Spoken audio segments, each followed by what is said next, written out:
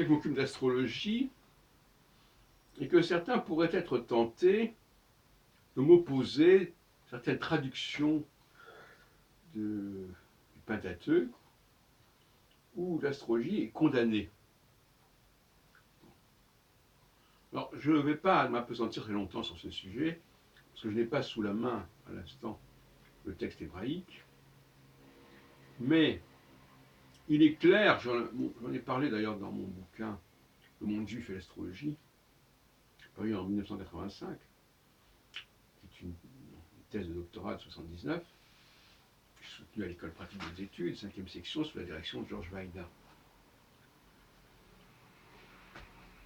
Il est clair que les passages qui sont censés viser l'astrologie ne la visent pas. Ce sont des traductions biaisées.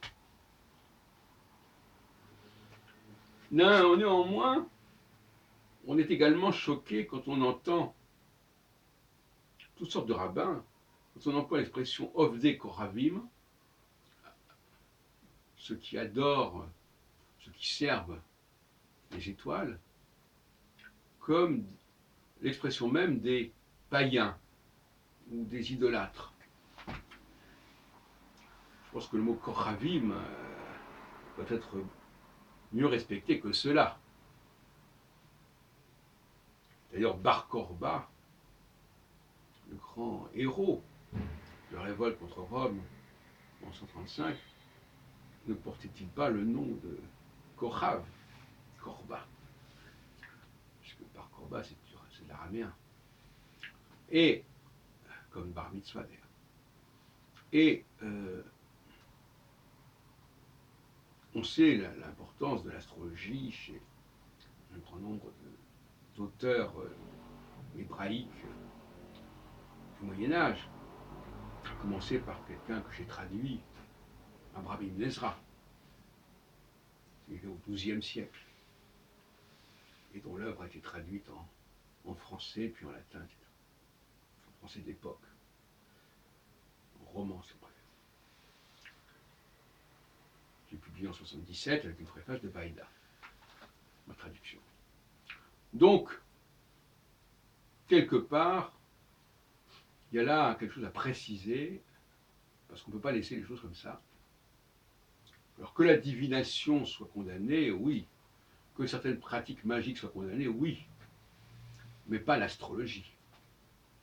Même si, effectivement, il y a des formes d'astrologie qui pourraient l'être. Mais les gens ont vite fait de tout amalgamer, bien sûr.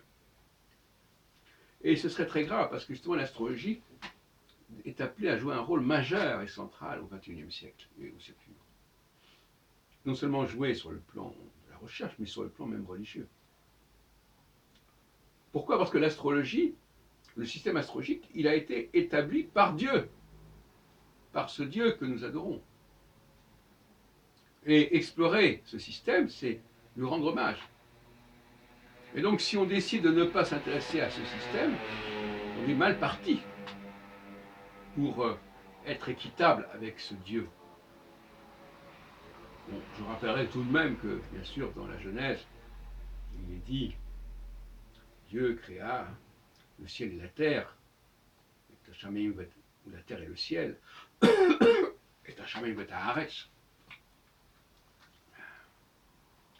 et qu'il créa aussi la lune et le soleil, etc. Mais ça, c'était une autre époque. Mais malgré tout, ce nouveau Dieu, parce que finalement la Nouvelle Alliance, elle renvoie aussi à un nouveau Dieu quelque part. Mais bon, je ne reviens pas là-dessus. Il a changé, il a transformé la création première. Parce que l'astrologie qui fonctionne, ce n'est pas l'astrologie première, c'est la nouvelle astrologie qui a été régénérée. J'ai participé intensément à cette régénération. Donc, évitons de nous raconter des histoires qui peuvent nous égarer D'ailleurs, dans le Talmud, il y a tout un débat là-dessus, notamment traité Shabbat, sur le rapport à l'astrologie. Alors certains veulent opposer les mitzvot, justement, à l'astrologie, en disant, si tu respectes les mitzvot, tu échappes à l'astrologie. Ça me paraît assez vicieux aussi comme raisonnement, comme proposition. Oui. On est dans la magie astrale. Fais tes mitzvot, si tu es pieux, tu pourras corriger ton destin. Il ne s'agit même pas de ne pas croire à l'astrologie. Ici, au contraire, il s'agit l'astrologie existe, mais grâce aux mitzvot, tu pourras échapper à l'astrologie, qu'on appelle aussi la Voda Zara, le culte étranger, Zara.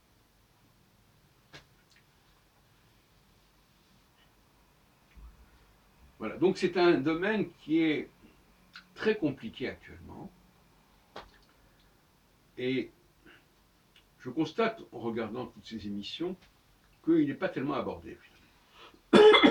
Parce que dans le pire des cas, elle est condamnée, et dans les autres cas, c'est même pas évoqué.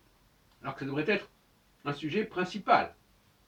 Comment les astres agissent sur nous, à tout moment.